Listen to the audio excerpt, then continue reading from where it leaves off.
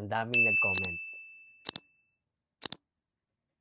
Ayan, review daw natin yung Xs 1 drone at eto na, bumili na rin ako ng Xs 1 drone mga idol. Bagong-bago pa mga idol, Xs 1, buksan natin kung ano yung laman kapag mag-order kayo, ano yung matatanggap nyo. Meron siyang bubble wrap mga idol at mas mabigat at mas malaki yung box ni Xs 1 compared doon sa L200. So, review muna natin tong Xs 1 drone mga idol. Kapag bibili kayo, magdedepende yan mga idol kung ilang battery yung bibilhin nyo. Meron akong isang battery, meron na rin siyang user's manual mga idol.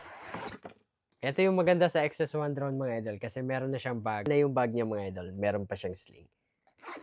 Ito yung mismong Xs 1 drone, spare parts. Pinakamaganda sa Xs 1 drone, meron na tayong monitor sa kanyang remote control, meron na siyang built-in screen. Meron na rin siyang SD card slot, chargeable na rin GPS drone sa Xs 1 mga idol. Bibili kayo mga idol, meron na kayong box ni Xs 1, meron na kayong bag. Maganda yung bag ni Xs 1 mga idol at mas safe yung drone dito. Yung remote control niya, meron tayong monitor, meron ng built-in screen, mas mabigat, mas maganda yung battery, mas matagal maloobat mga idol. Kapag bibili kayo, meron kayong pagpipilian, it's either white or black yung bibilhin nyo.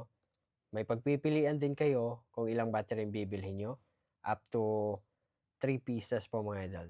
At ito na rin yung spare parts niya, meron propeller sa charger dito. Ito yung kanyang user's manual na dapat talaga basahin natin mga idol.